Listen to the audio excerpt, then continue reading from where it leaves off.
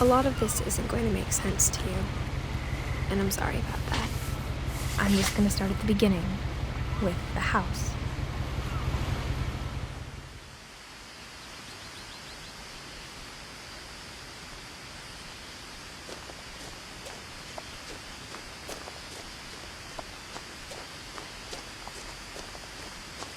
I lived here until I was 11, but I wasn't allowed inside half the rooms.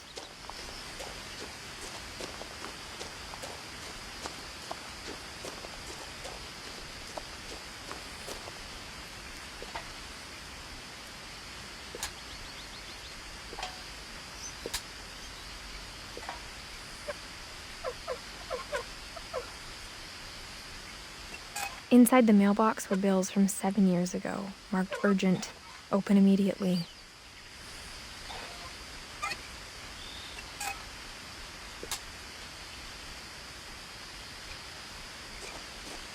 I hadn't been back since my brother Lewis's funeral.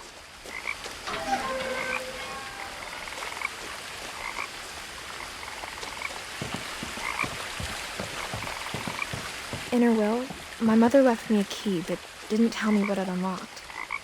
Maybe she thought I'd know, or she thought that the mystery would be enough to bring me back.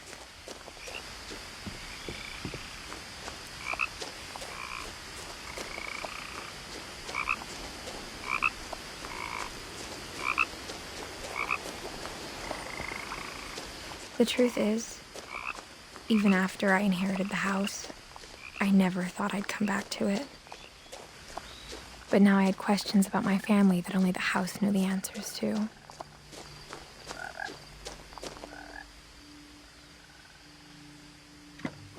The woods around the house have always been uncomfortably silent, as if they're about to say something but never do.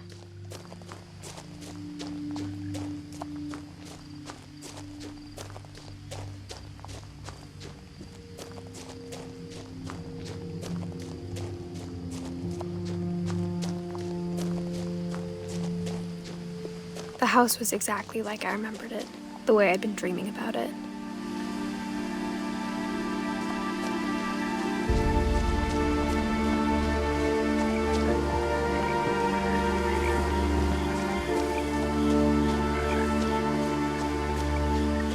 As a child, the house made me uncomfortable in a way I couldn't put into words. Now, as a 17-year-old, I knew exactly what those words were. I was afraid of the house.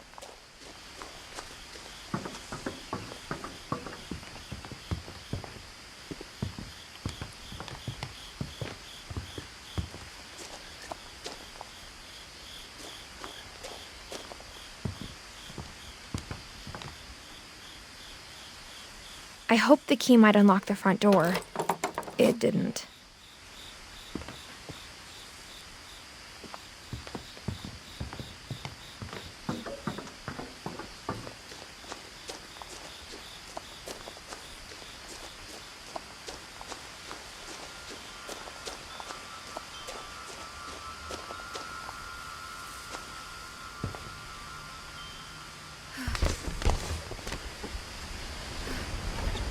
Crawling through the doggy door used to be a lot easier when I was 11.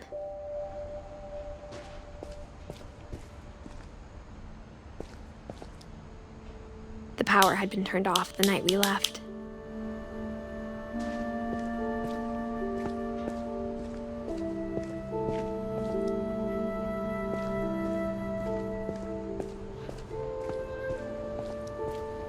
For the first time in years, I felt like I was home.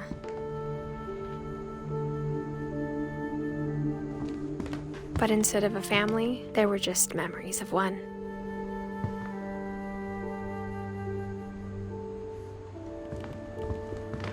Like how only one restaurant would deliver to our house, so we had Chinese a lot. Or how after Lewis started working at the cannery, we all got sick of eating salmon. Except our cat, Molly. Nothing in the house looked abnormal. There was just too much of it, like a smile with too many teeth. Mom always told me to stay out of the basement, so I wasn't too surprised when the key didn't fit.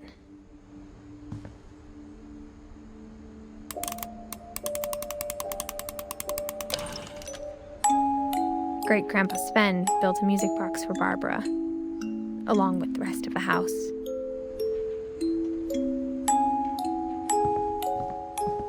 Even the fireplace had a story. Edie told me the bricks came from the original house after it sank.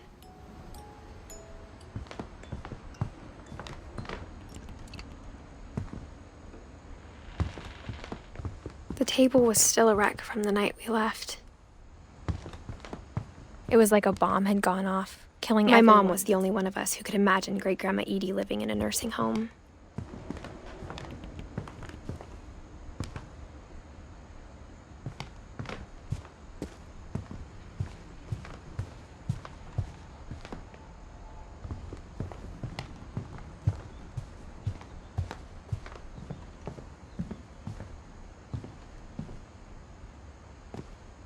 After Milton disappeared, Mom sealed up all the bedrooms.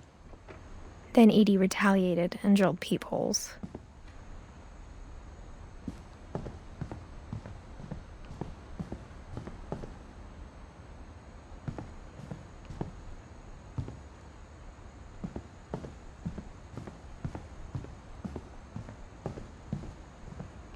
Whenever people ask me about my family, the first thing they always want to know about is Barbara.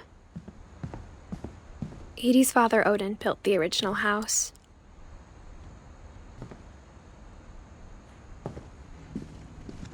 Mom must have locked the third-floor stairs on the night we left.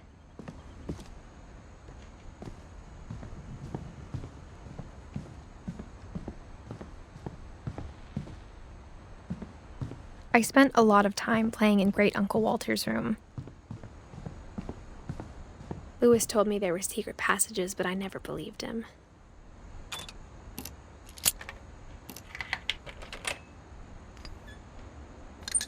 Turns out, my mom was really good at keeping secrets. Now it was time to find out what my mom had been afraid of.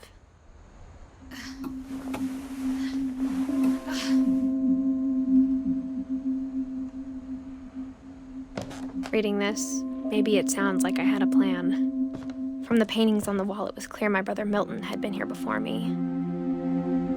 But I had no idea what was behind that door.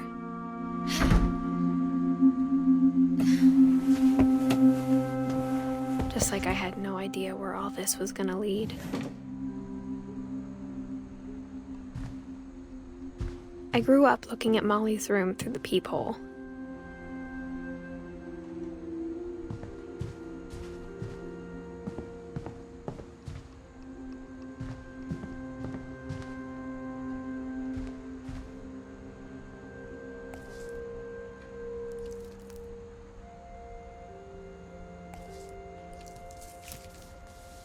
December 13th, 1947. Dear Diary, I'll be gone soon, but I wanted to tell somebody about what's gonna happen. It started when Mom sent me to bed without dinner. I woke up and I was starving, so I looked around for something to eat. The gerbil food was dry, but I didn't mind it.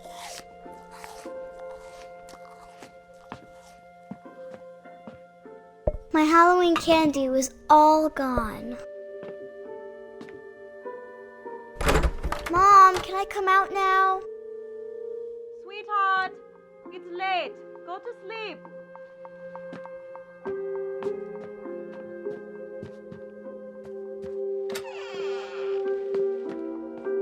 I kept eating and eating.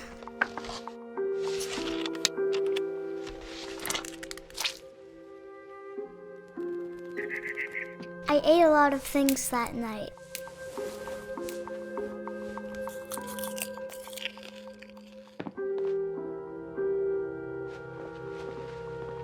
Then I heard chirping outside my window.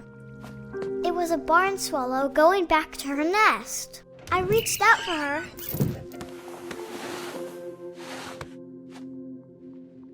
And suddenly, I was a cat. I tried to be quiet, but the bird was really scared.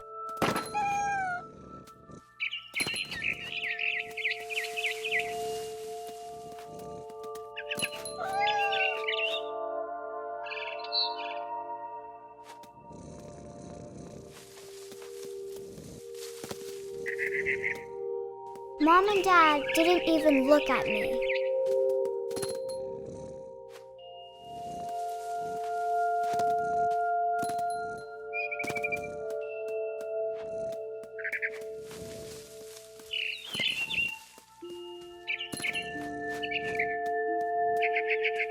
I jumped and I almost got her.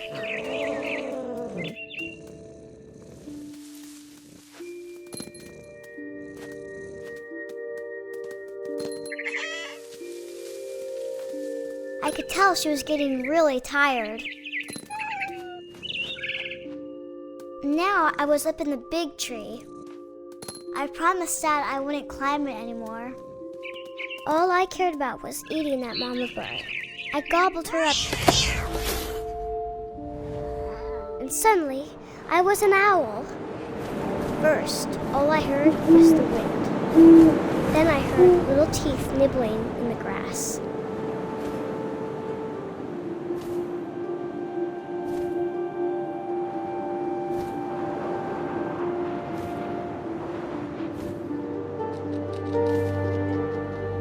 Rabbits.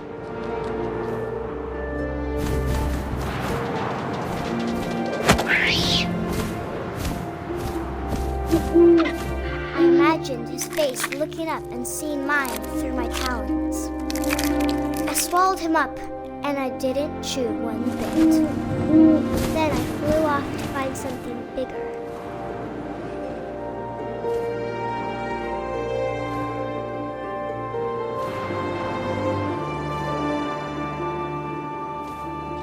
A mama rabbit.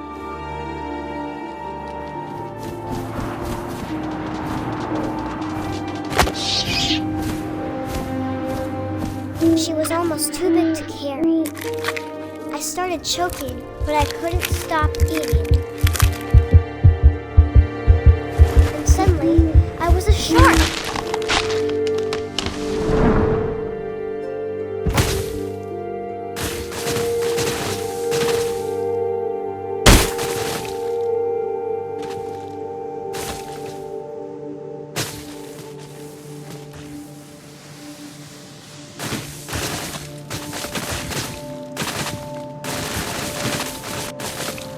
I rolled off a cliff and into the ocean. Now, I was hungrier than ever.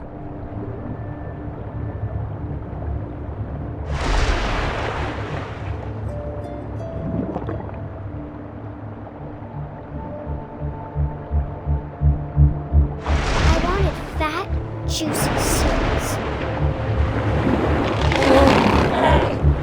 I tore off her flipper, and it tasted really good.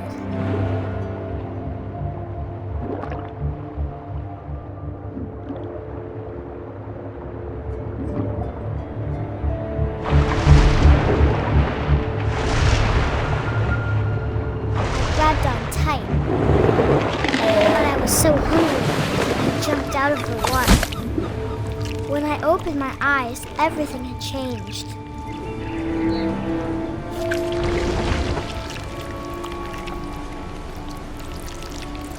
Now I was a monster, and I smelled people everywhere.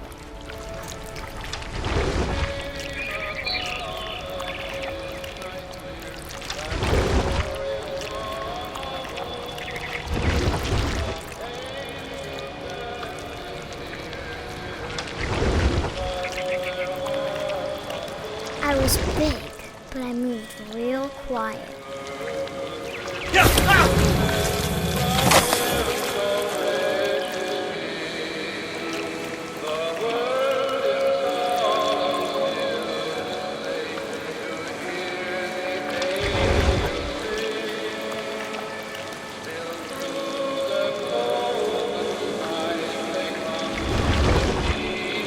I wanted to stop, but also I didn't.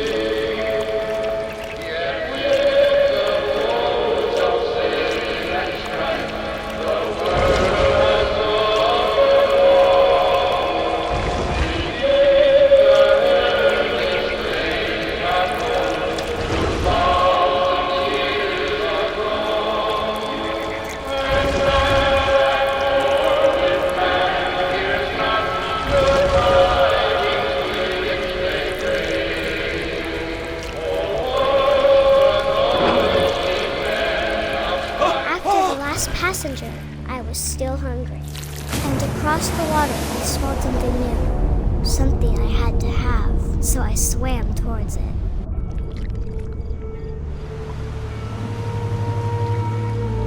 I slithered onto the sand, and the good smell went into an old pipe.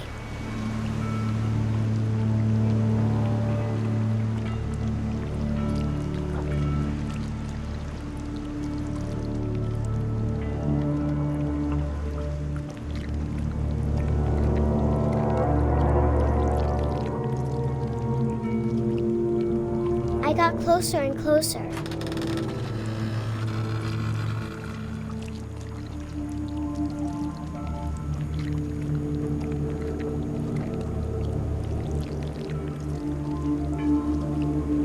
All of my stomach started growling. And suddenly, I was me again. I held my breath for a long time, but I couldn't hear anything. I think it's waiting for me to fall asleep. But it's not going to wait much longer. It needs to feed, and we both know I will be delicious.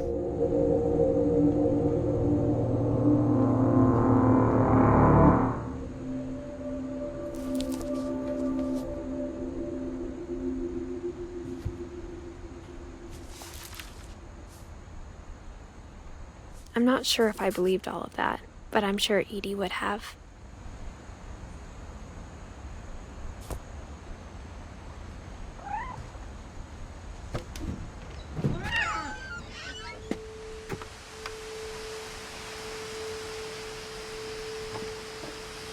This will be obvious later, but my mom never told me any of these stories. Edie would have, but Mom didn't like bringing up the past. Though, when we adopted a stray kitten, she was the one who named it Molly. I spent a lot of time in Great-Grandma Edie's room.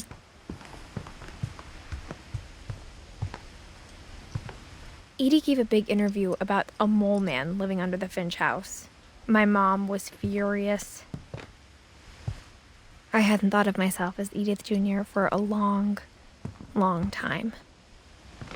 When Edie told people Sven was killed by a dragon, she could also have said he was building a dragon-shaped slide that collapsed. Even in her 90s, sometimes Edie seemed a lot younger than my mother. The only trace Grandpa Sam's first wife Kay left on the house was the pink bathroom. It was a pretty big trace.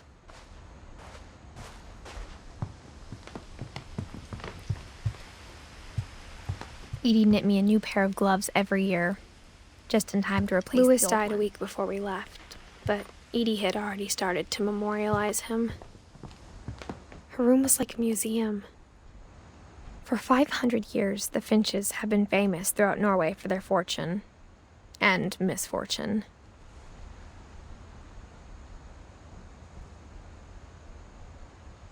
Odin Finch buries the latest victims of the family curse, his wife Ingeborg and their newborn son, Johan.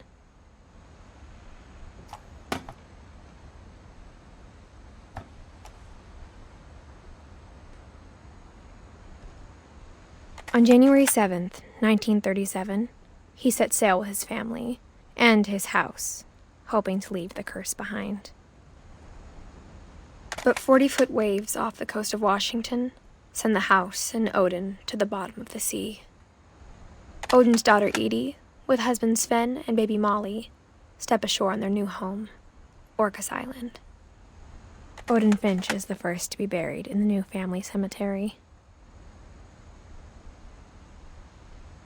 His daughter Edie is already dreaming of a new Finch house.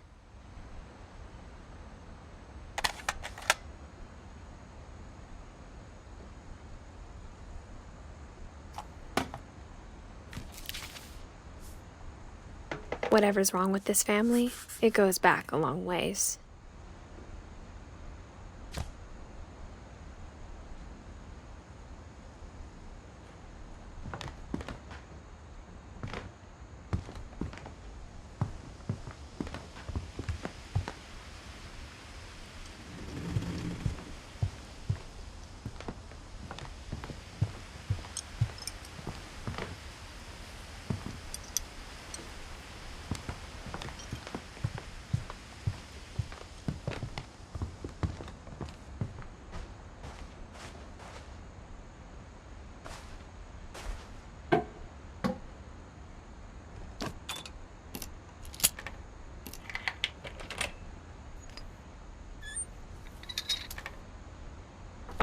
There's a secret in this bathroom.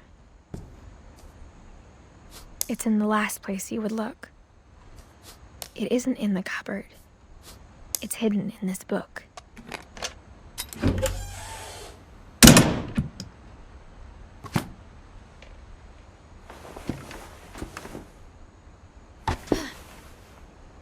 Sven gave Sam an old camera he'd refurbished. He never put it down.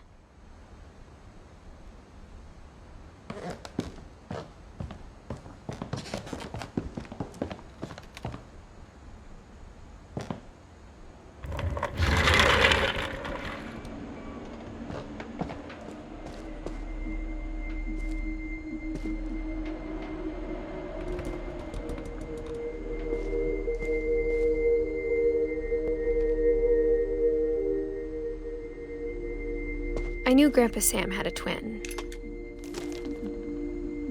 and that he never talked about him. I guess my grandpa didn't like history any more than my mom did.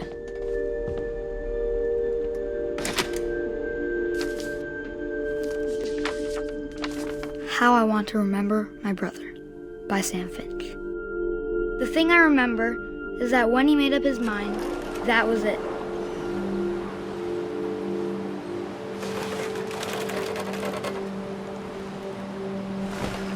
My brother said he'd die before he ate another mushroom, and he did. At Barbara's funeral, we swore he'd never be afraid again, and he wasn't. I think Calvin always wanted to fly. Sam! Calvin! Dinner's ready! Coming! But that day, he finally made up his mind to do it. I told him going around was impossible. Maybe if I hadn't said that, Calvin, I'm not gonna tell you again. maybe if the wind hadn't picked up, then maybe he'd still be here. But I doubt it. I think he'd already made up his mind. That's what I want to remember about my brother.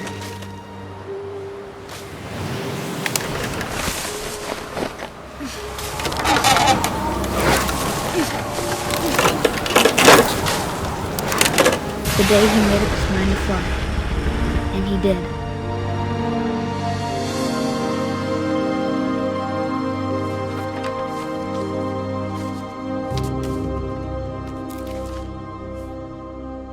Calvin's story felt strangely familiar. When I was younger, I remember trying to do the exact same thing.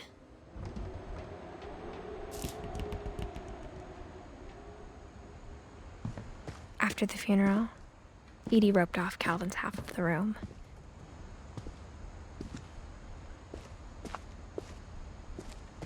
Mom said Grandpa Sam enlisted at 18 and never set foot in the room again.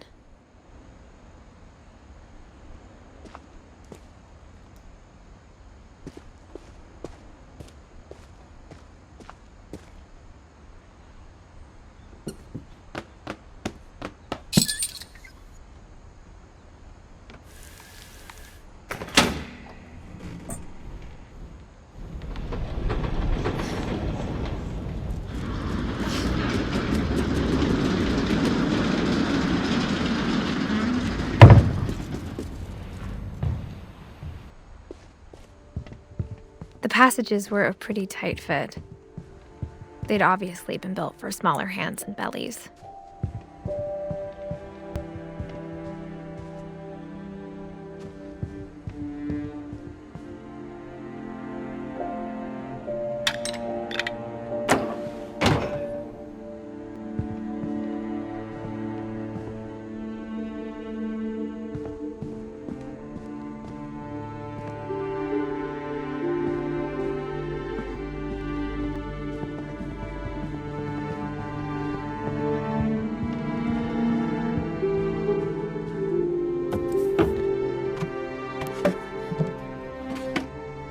Growing up, I always thought of Barbara as a child star.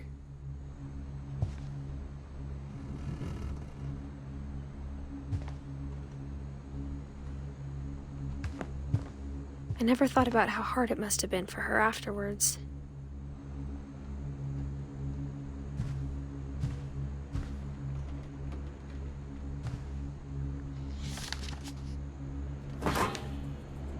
Of all the stories people wrote about Barbara's death, I'm surprised Edie saved this one.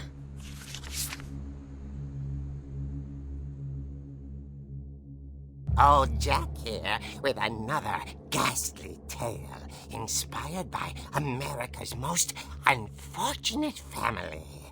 I'm calling it The Surprise Ending of Barbara Finch.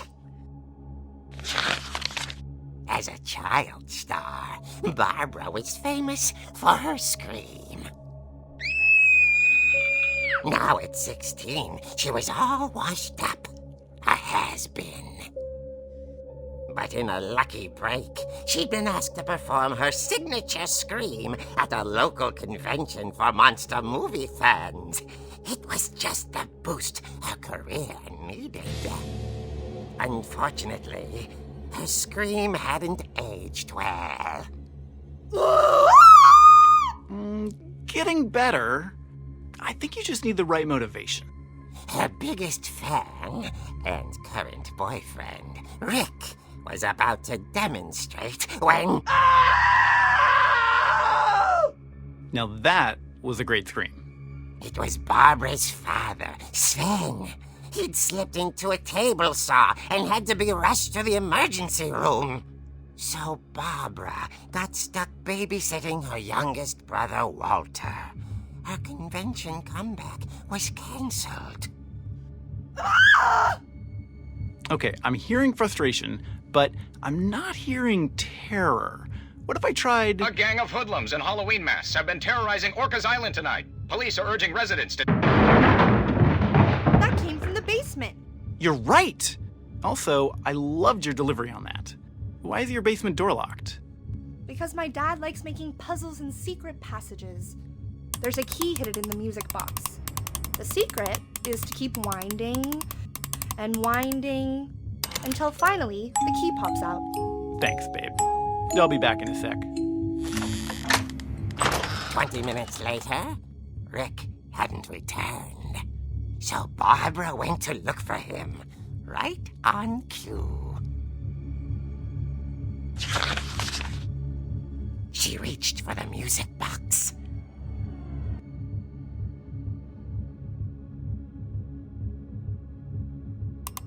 And as she wound the key, she listened for Rick, but the house was silent.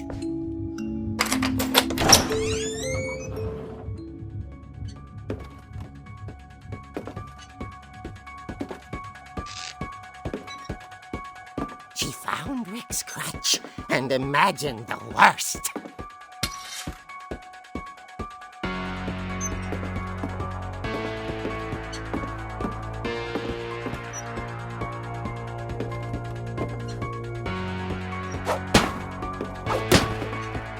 The gang's leader is the infamous Hookman killer, Dr. Carl Hamill, who impaled and then ate his family 10 years ago tonight.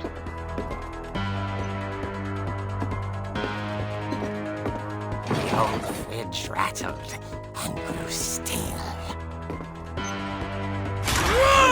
Oh dear!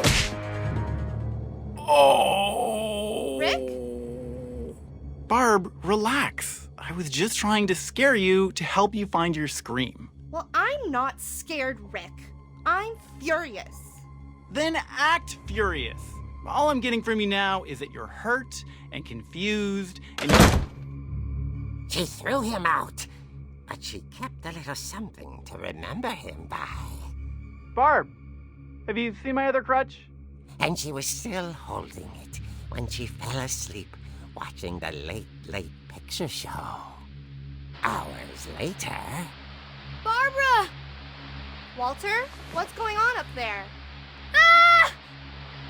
Okay, I'm coming up, but if this is a trick, you're dead, Walter.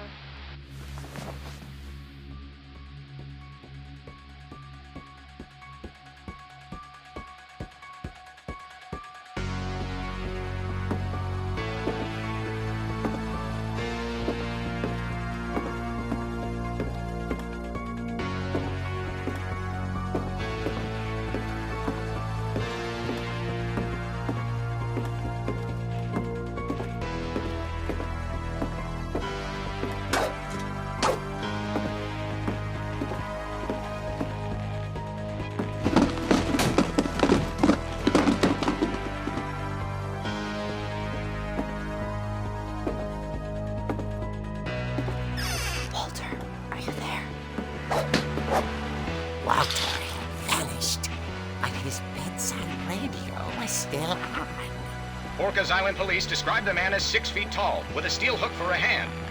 Residents are urged to lock all doors and windows and notify the police of any suspicious activity. Barbara turned, saw the hook man, and was speechless.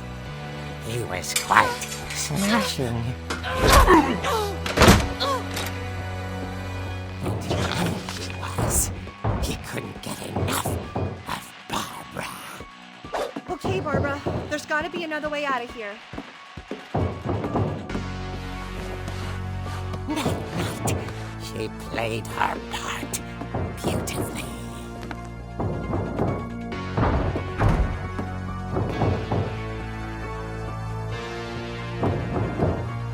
Molly's door hadn't been opened in years. The hinges groaned.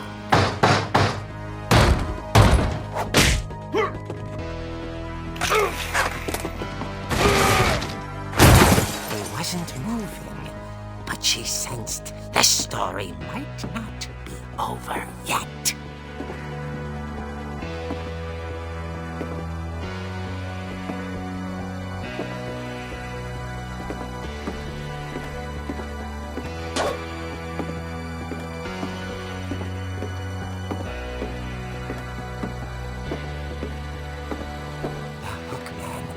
Vanished. She listened for his breathing, but all she heard was...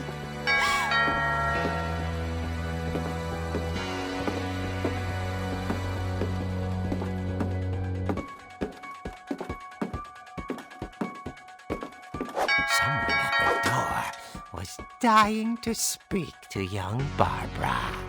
At the door, she heard whispering. Was coming from inside the house.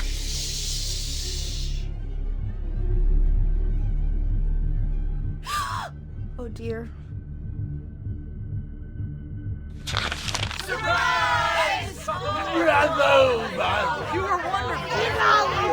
The monsters had come to surprise her. For Barbara, it was a dream come true. Then she saw what kind of monsters they were, and she realized what was about to happen. She was going to be famous. And with her final breath, Barbara Finch gave the performance of her life.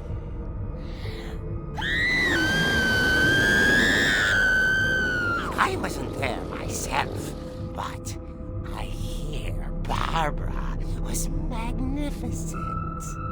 Poor girl. She had a taste for stardom. But unfortunately, so did her fans. Of course, the police blamed it all on poor Rick, who disappeared the same night. And little Walter, hiding under his bed the whole time. He took it all pretty hard, but that's another story. As for Barbara, tucked inside the music box was all they ever found of her.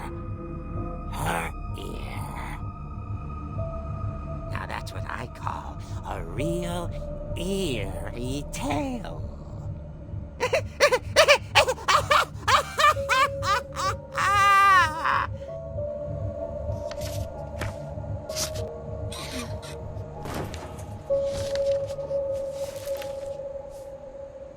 Edie told me all Barbara wanted was to be remembered, as absurd as that comic was. Maybe what Edie saw was a happy ending.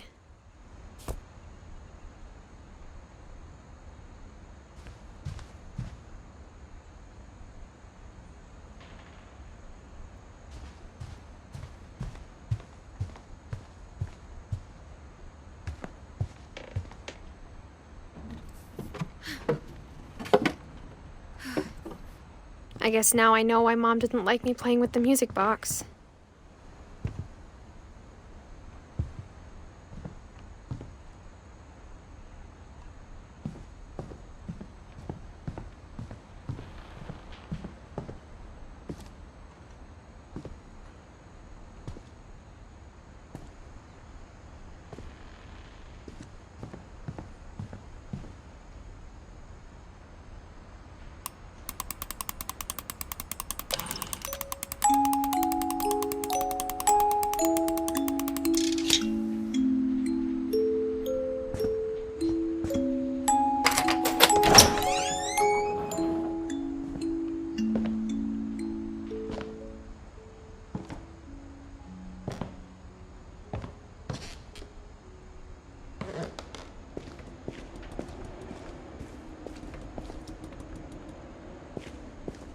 Mom said the basement was off limits, unless I wanted another tetanus shot.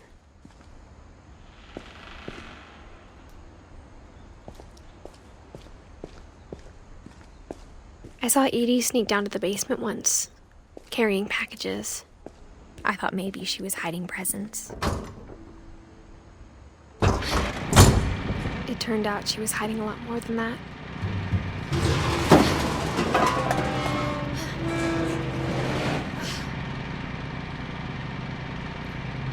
I remember asking Mom once about where Walter had gone.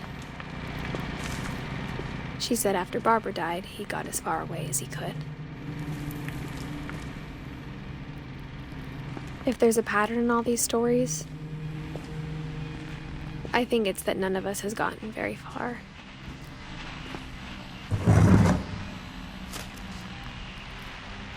Goodbye, everyone. I can't believe I've been down here for 30 years. On that first day, after the shaking started, I didn't think I'd survive a week.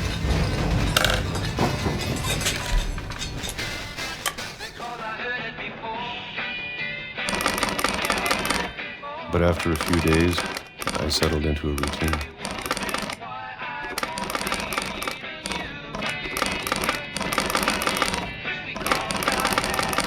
That's what kept me sane.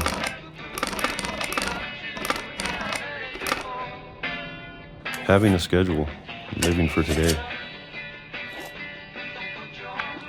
I always expected to be dead tomorrow. But if you wait long enough, you get used to anything.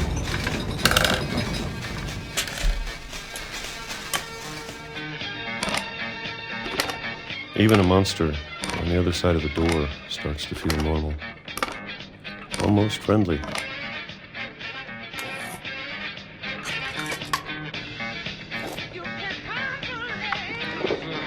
And then one day, everything just stopped. Whatever that thing was, it was gone. Maybe it got tired of waiting. Or maybe I just got tired of being afraid.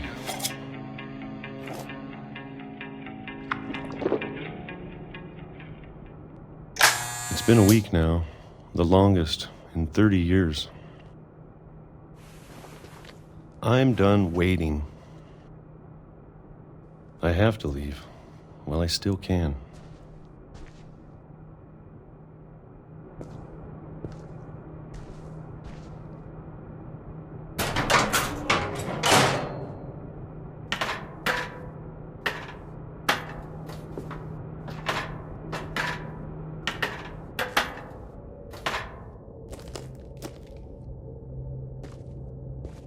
I know it's out there, somewhere. Whatever killed Barbara and Molly and Calvin.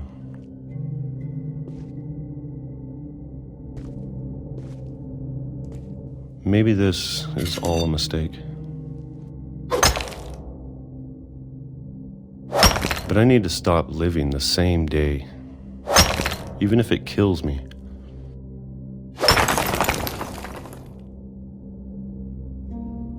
Whatever's out there, I want you to know I'm ready for it. I'm going to appreciate all of it, especially the food. I don't mind if I only have a year left, or a month, or a single week.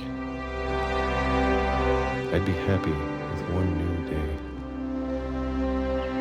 I can already imagine the sun on my face.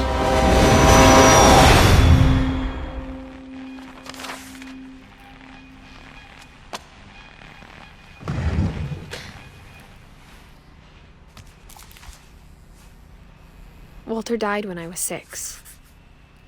I can't believe my mom never told me he was down here.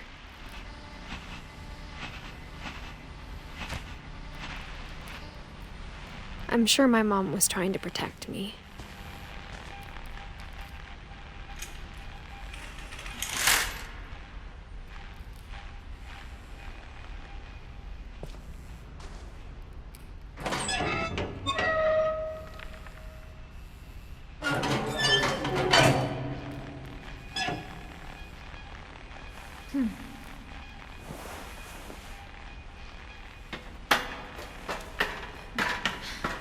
Maybe she was afraid I'd end up like Walter. But if she never told me about an uncle under the house, I can only imagine what else she was hiding. I don't want to make the same mistakes she made.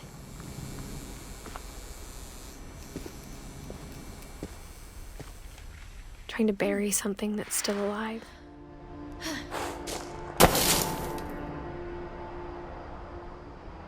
Now that there's only one of us left, or maybe two,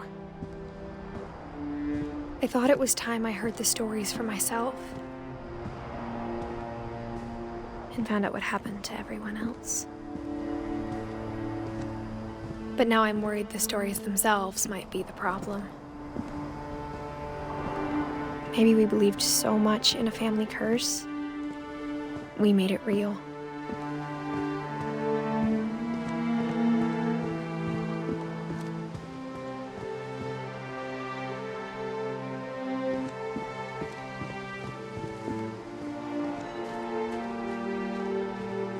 I don't know if I should even be writing this.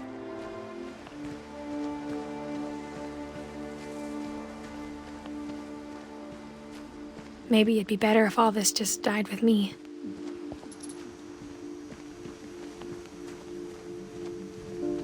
But I thought you should know about your family.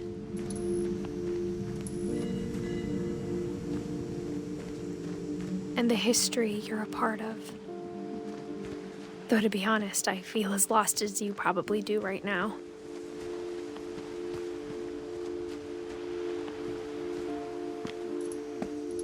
I think the people in these stories believed them, for what that's worth.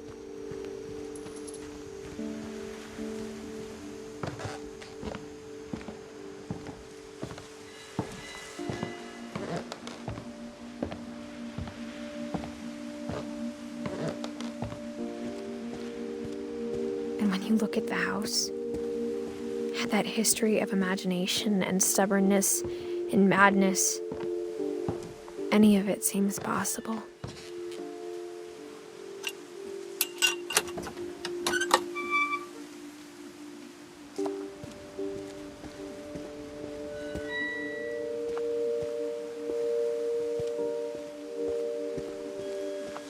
I think we've been surrounded by death for so long, we've just gotten used to it. What kind of family finishes building a cemetery before starting the house?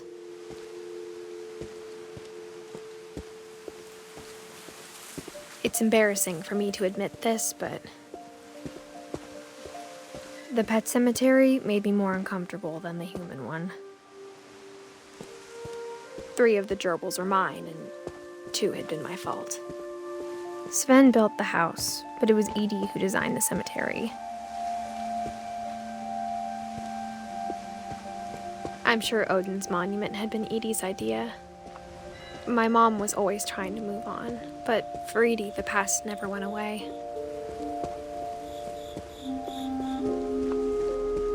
She could see it poking out of the water at low tide.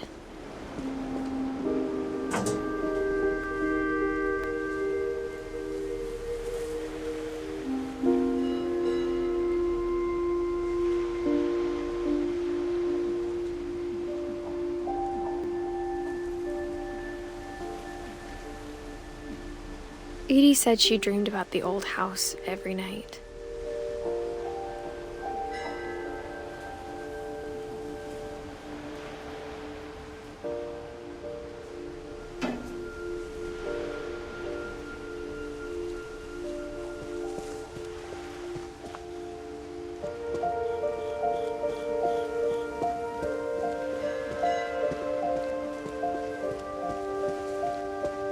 Edie's side was always easier for me to understand.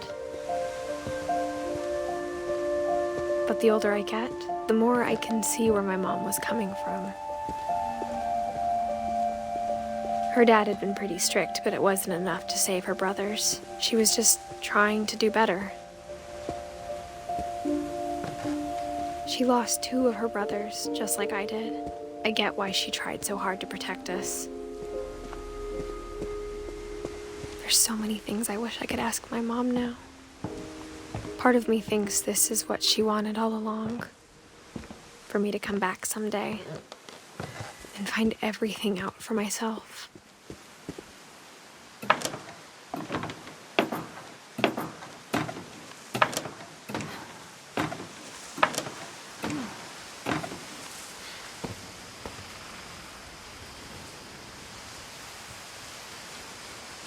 But looking back on it now, if she told me there was going to be so much climbing, I never would have come when I was 22 weeks pregnant.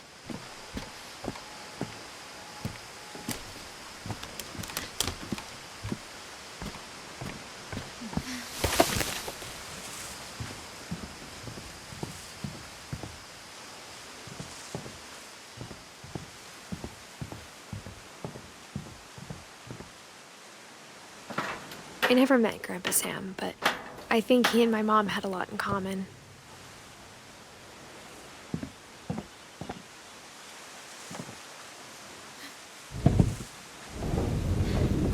They were both pretty intense.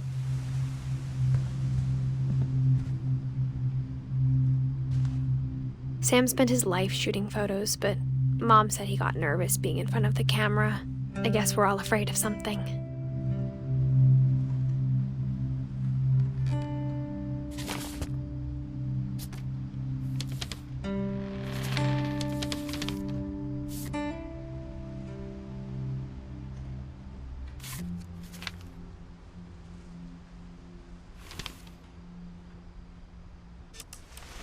Dawn, I promise, you'll never forget this weekend.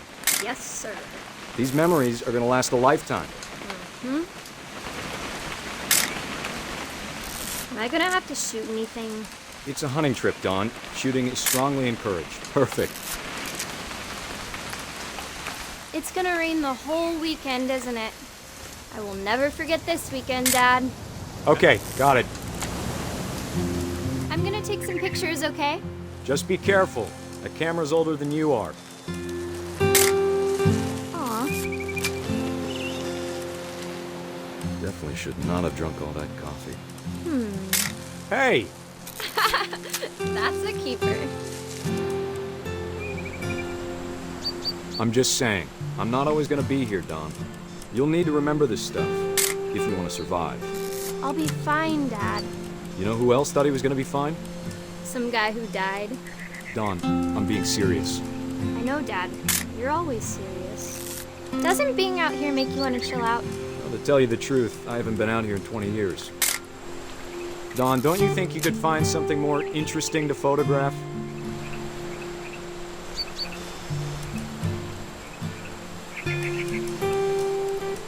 Dad! Good eyes, Dawn. Before you take the shot, let me get a picture of you.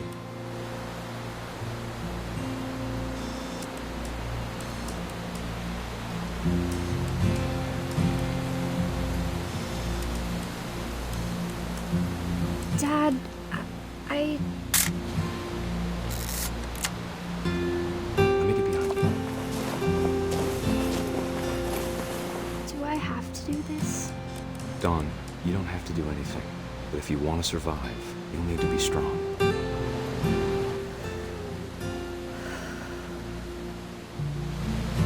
Now keep yourself squared up, elbows down, like we practiced, whenever you're ready. Great shot, Dawn!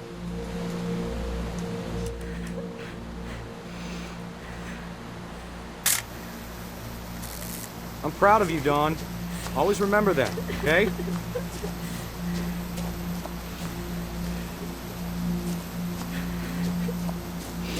Dad, it's twitching.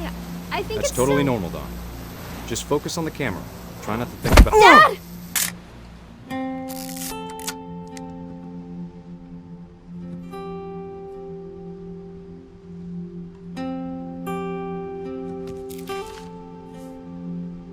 of all these stories, that's the one I wish most that my mom had told me.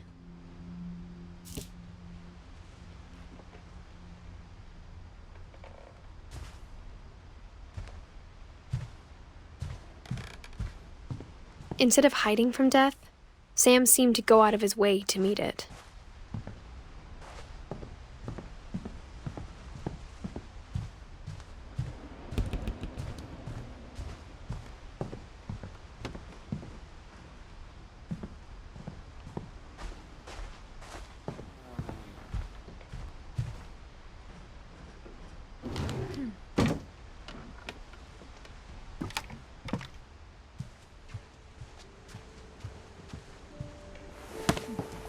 After Sam died, my mom and Edie got really close. They'd both lost a lot.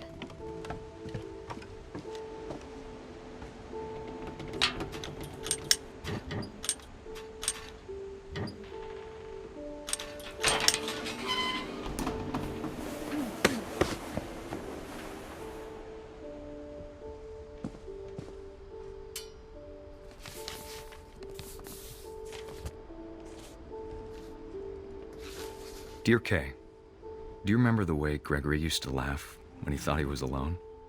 Like something funny was happening, but only he could see it.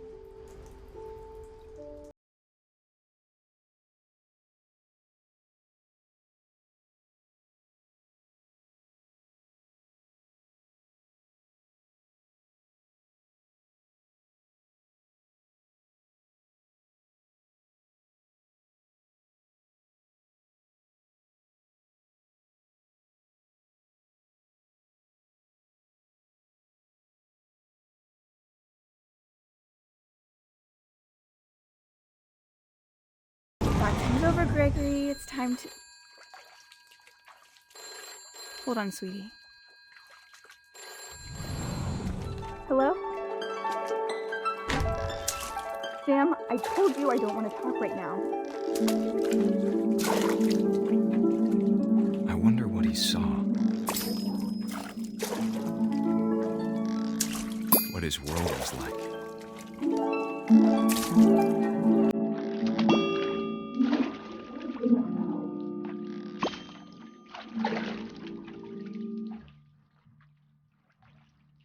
He reminded me so much of Calvin. Lost in his imagination.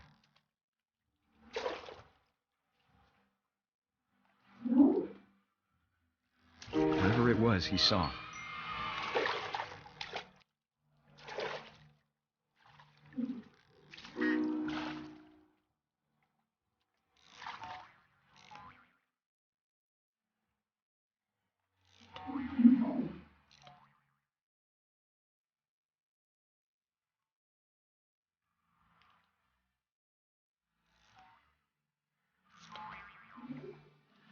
It sure made him happy.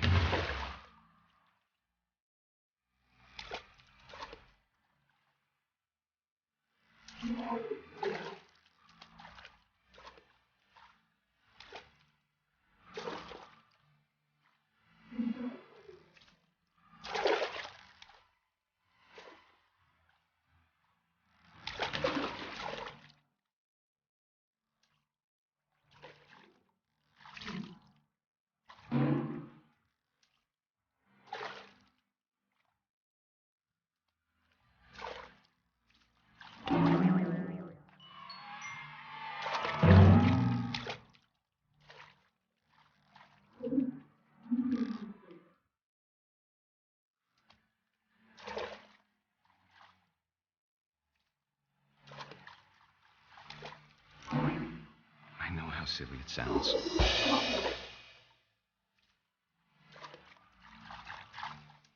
But I worried about a baby being too happy. But I could feel him slipping away. Sorry about that, Gregory. I know you did everything you could. Maybe if I hadn't called her, she could have told me.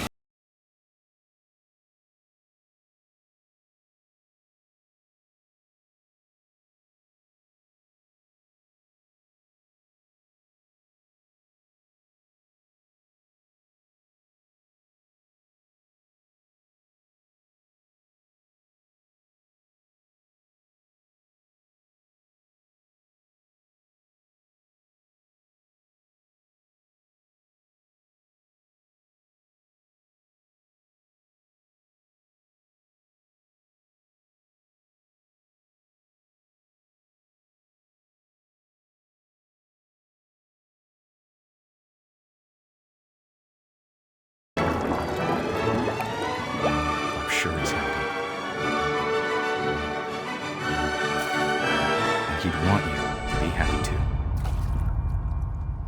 Good luck, Kay. Love, Sam.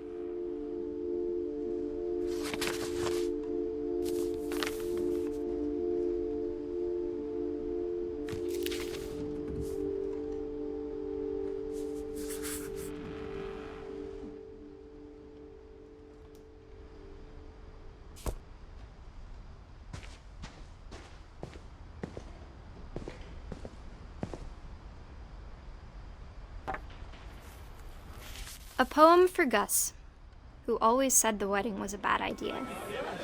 Our father never hit us kids, at least not very hard, before the day my brother said with teenage disregard that he'd be dead before he'd see a wedding in our yard.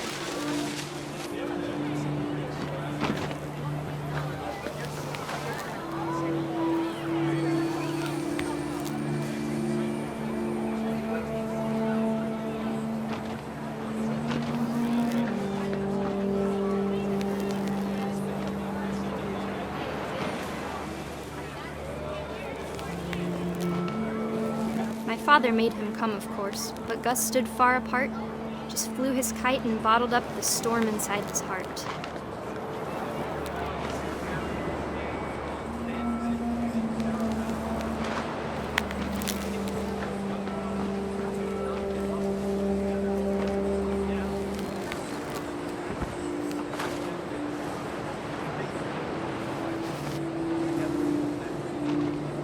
I tried to talk him out of it, but though he'd never met her, "We don't need a stepmom," were the words that I now pronounce you husband and wife. Make his pride.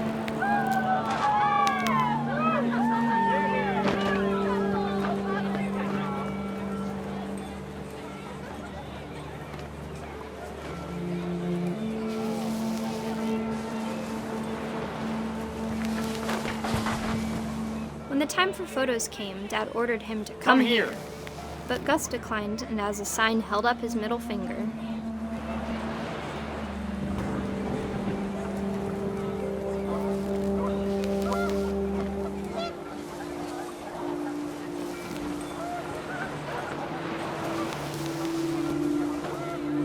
The wind picked up, and panicked geese appeared and quickly went. But all the humans did that day was go inside the tent.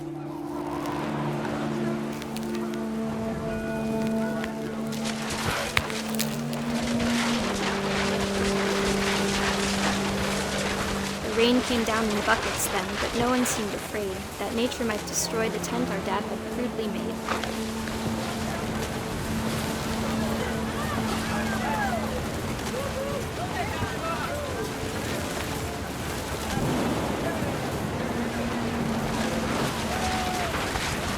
The thunder sounded much too close and full of angry power, but all my father said to this was, "Make the music louder."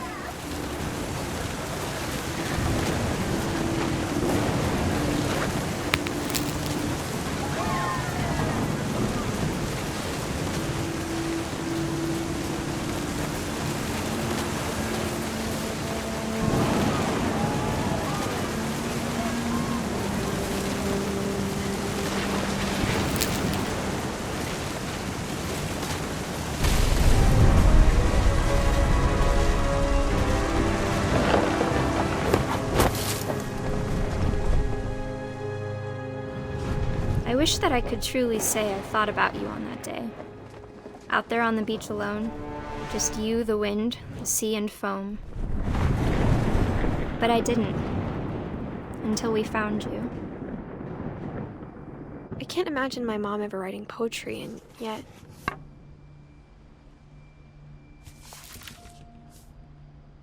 She never talked about him, but Mom told me once if I was a boy, they were going to name me Gus.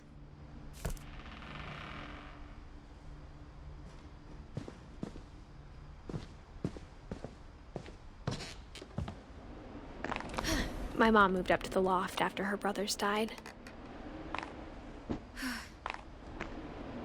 At the time, it was as far away as she could get.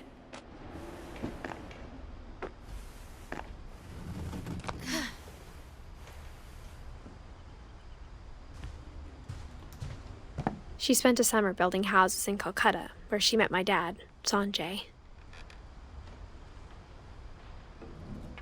My mom moved to India a week after graduation and got a job teaching English.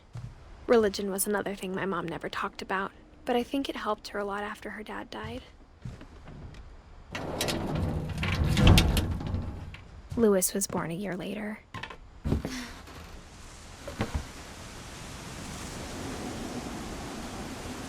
When my dad died, I don't think Mom knew where else to go.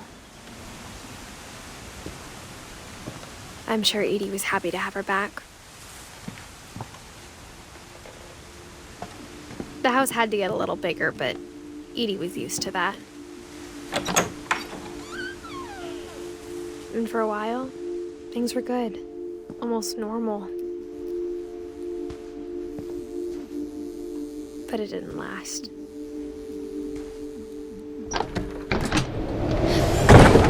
The beginning of the end was Milton's 10th birthday, when Edie gave him a castle.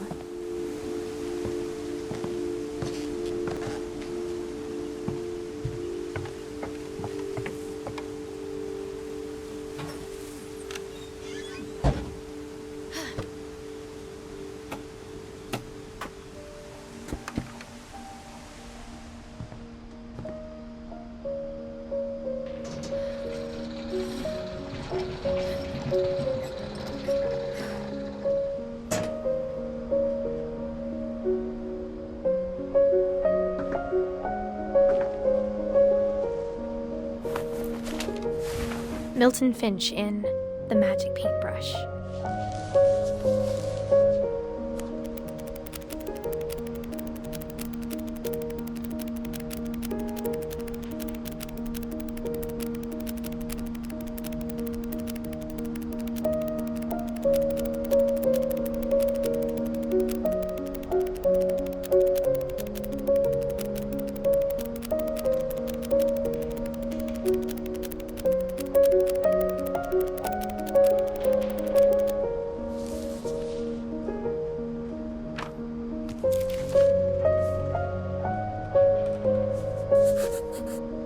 I was 4 when Milton disappeared.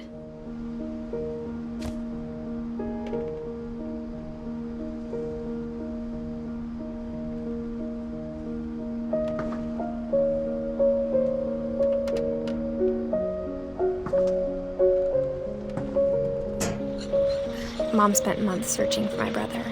Then she sealed the doors.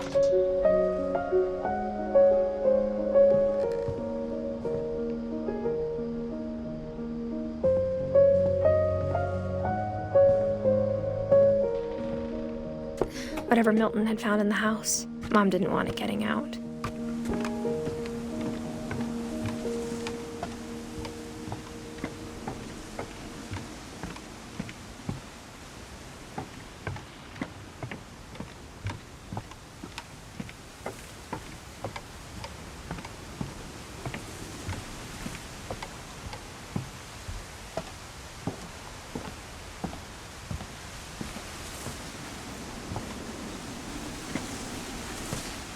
Mom definitely blamed Edie, but I think Louis blamed himself.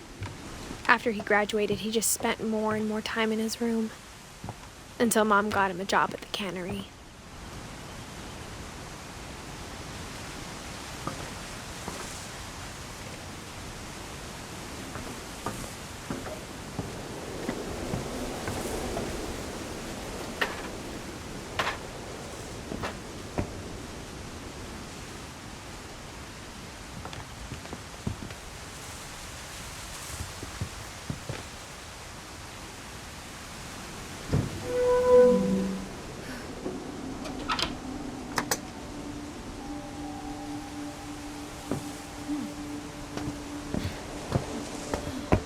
Louis's room smelled very, very familiar. That part of him lived on.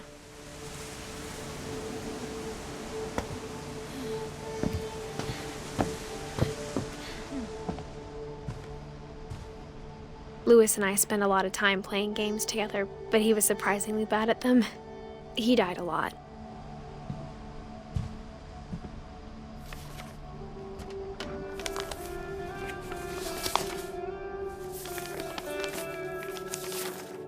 Dear Mrs. Finch, As Lewis's psychiatrist, I can understand your desire for an explanation.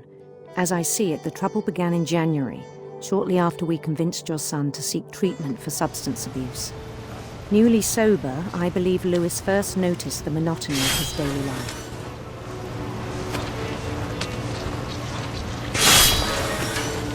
He kept working at the cannery, but he withdrew part of himself.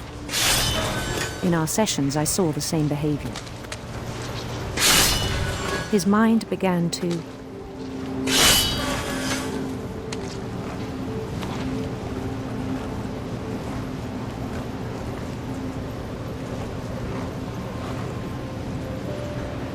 wander.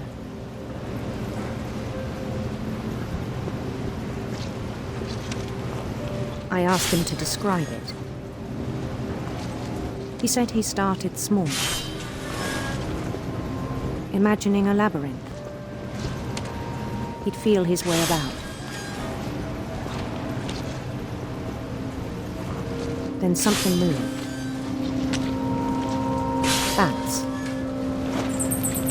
and toads.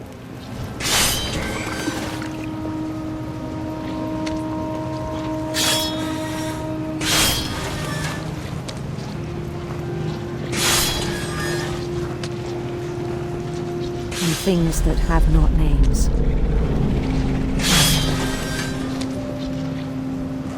He knew it was all in his head.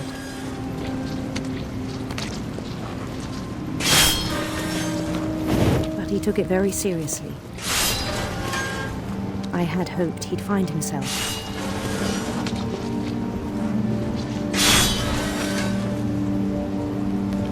But he found something more. I worried about him then, daydreaming at the cannery. I spoke with his boss, but he said Lewis had become a model employee, methodical, tireless, focused, like a whole new Lewis. So I let him go on.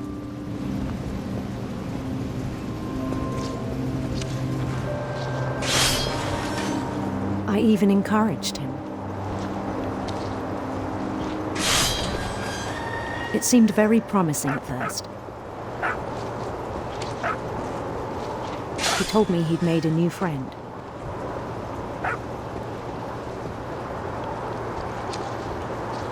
On the edge of a city he named Lewis-topia. He built the city up slowly, brick by brick. Then he made musicians.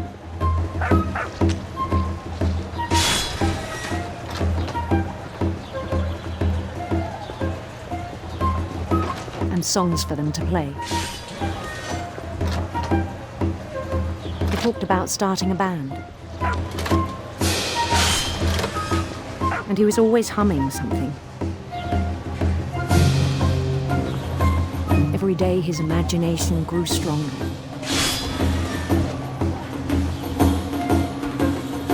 He no longer spoke at the cannery. But his chopping was as reliable as ever. Then one day it struck him that all the cheering crowds, even the stones under his feet, were all in his imagination, so he could do whatever he wished.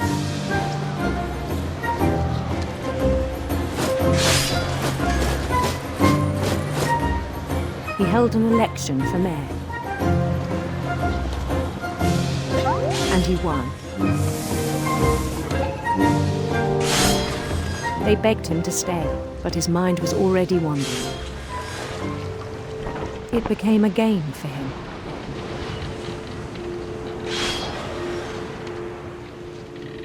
He'd conquer a city, then immediately push on. New Louisville. St. Louis. He started drifting away from our reality.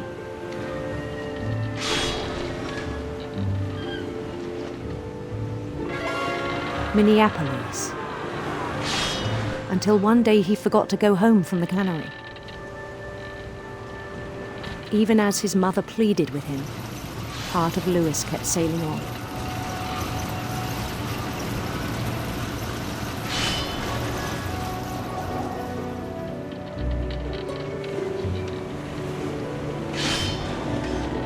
In Lewisburg, he heard rumors of a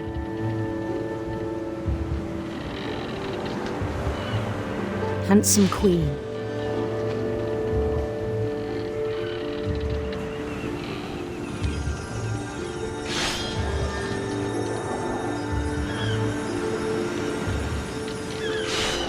The queen was on her own quest for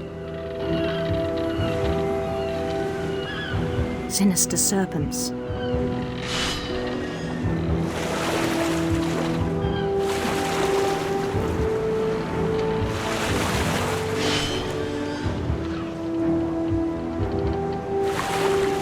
He followed the sound of her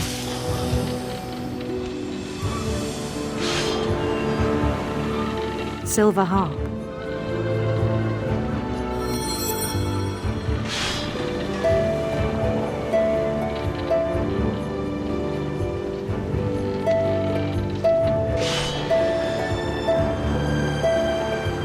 His chase led him to a golden palace east of the sun and west of the moon. Even then, his logic remained sound.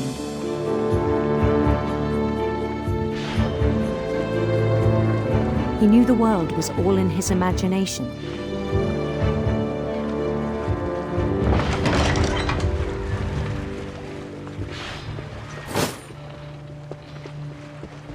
But he was so proud of having created it. In his own eyes, he'd become something greater than a king.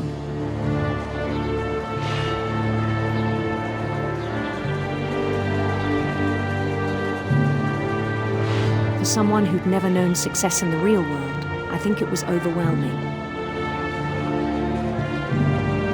And then it struck him that the real Lewis was not the one chopping salmon, but the one climbing the steps of a golden palace.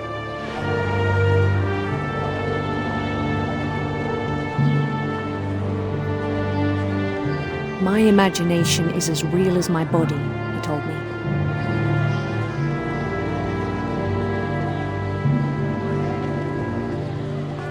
It was hard to argue with him.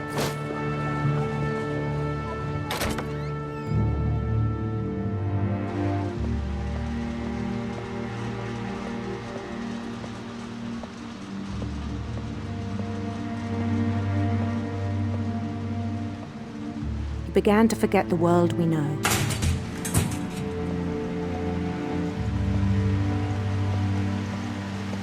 I think it pained him to remember Lewis, the cannery worker.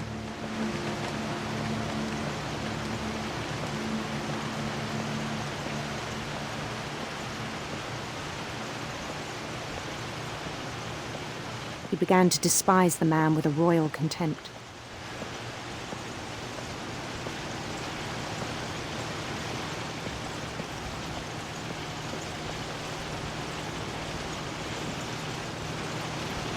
I still thought I could save him. Even after he said he was being crowned king over all the lands of wonder.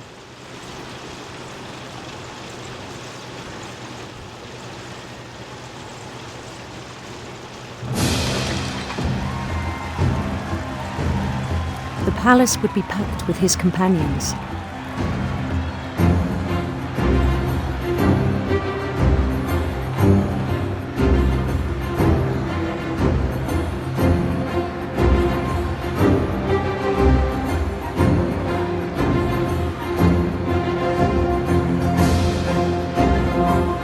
Including the wise Calico who'd insisted on inviting him.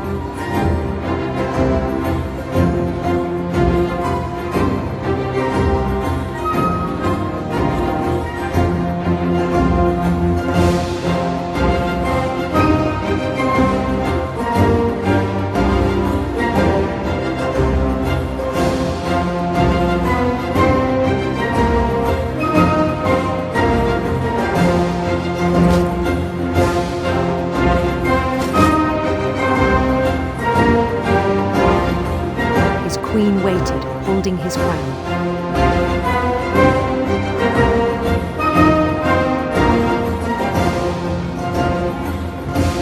There was only one thing left to do.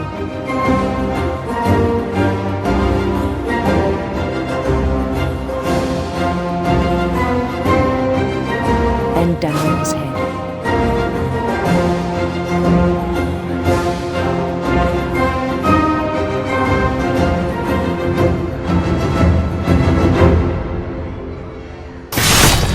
And the rest I think you know. Mrs. Finch, your son was a kind man who will be missed by all of us who knew him.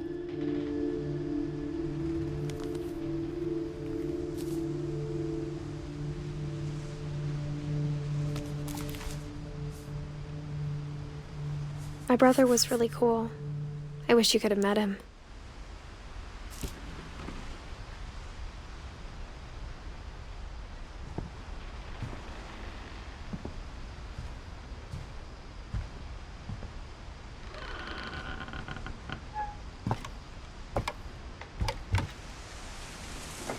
On the way back from Lewis's funeral, my mom told me to start packing. She waited until the day before we left to tell Edie.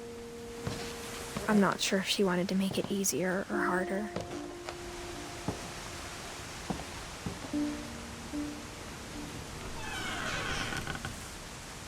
I wish we'd stayed. But I understand why we left.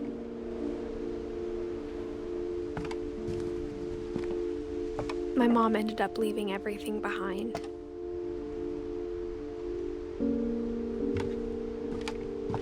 What happened that night had been coming for a long time. Maybe it should have come sooner.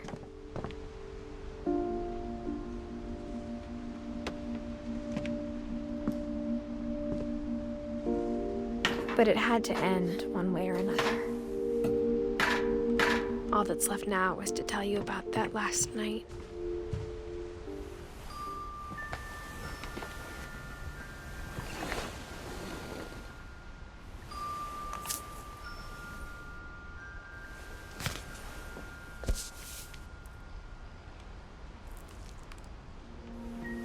That whole last day, Edie just watched us pack and didn't say a word. Until supper, when she raised her glass and said, "To our final night together, and all our final nights apart." Grandma, you know what I said about alcohol. Some of your medications are very Edith, specific. I left a present for you in the hallway. Why don't you go open it? The grown-ups have to argue now. I'm sorry, you're right. We're all leaving tomorrow. Let's just enjoy our last... I'm not leaving. Edith, you're excused.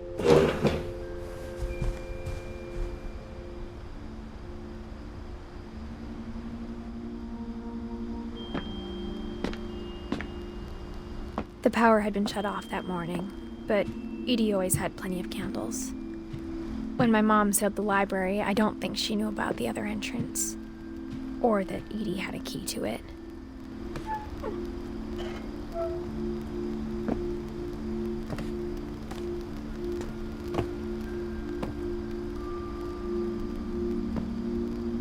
That thing you're afraid of isn't going to end when you leave the house. Edith has a right to know these stories. My children are dead because of your stories. I think it's best if Edith and I leave tonight. We'll have the nursing home send a van for you in the morning. Okay? Dear Edith, there's so many stories I wish I could tell you, but there's only time for one. This is about what happened on the night you were born. That night, the tide went way, way out.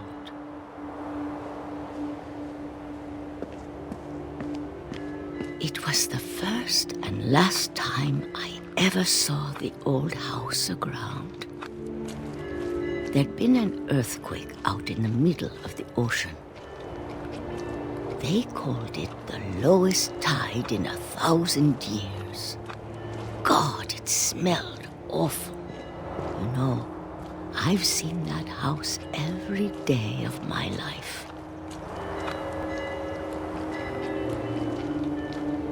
never thought I'd go back to it. When the fog rolled in, I lost my way.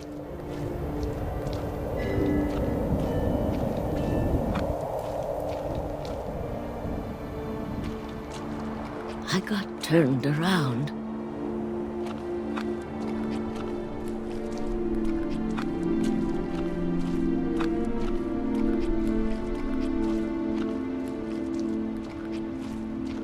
For a while, I wandered. I started seeing things.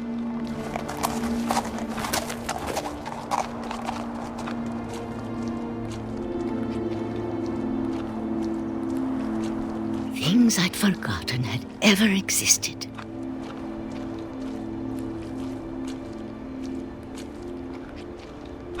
But when I saw them, they felt like old friends. That night, a lot of things came back to me. Or maybe I came back to them.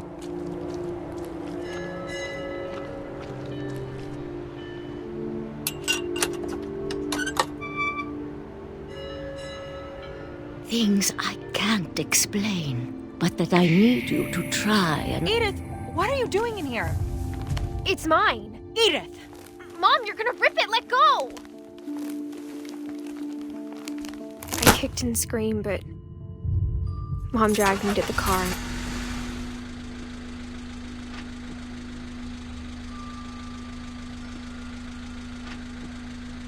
I never saw Great-Grandma Edie again. The next morning, the van came to pick her up, but she was already gone. After that, we moved around a lot.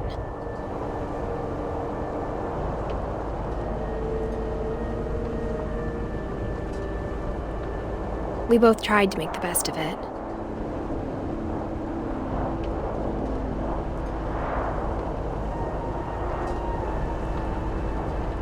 A few years went by.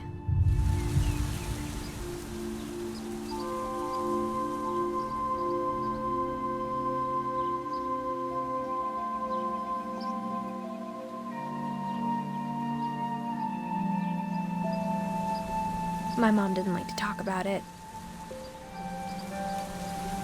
but she started getting sick a lot. The rest happened pretty quickly.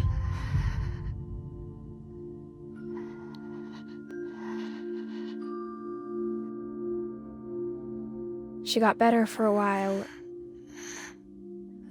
and then she didn't. And then I was alone.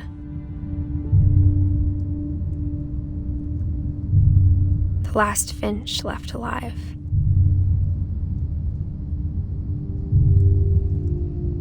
Until I found out about you.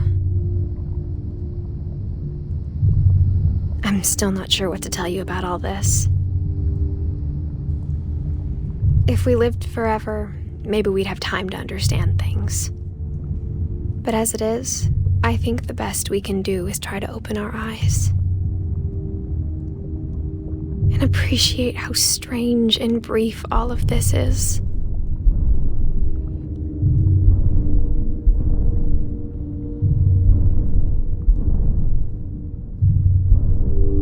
This journal was supposed to be for you.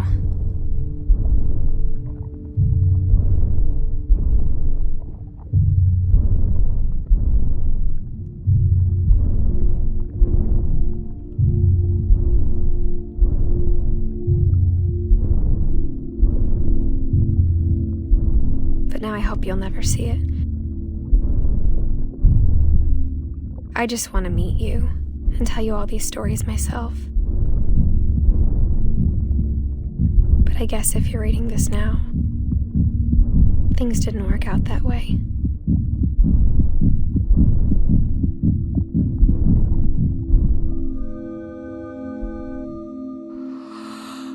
This is where your story begins. I'm sorry I won't be there to see it. It's a lot to ask, but I don't want you to be sad that I'm gone. I want you to be amazed that any of us ever had a chance to be here at all. Good luck.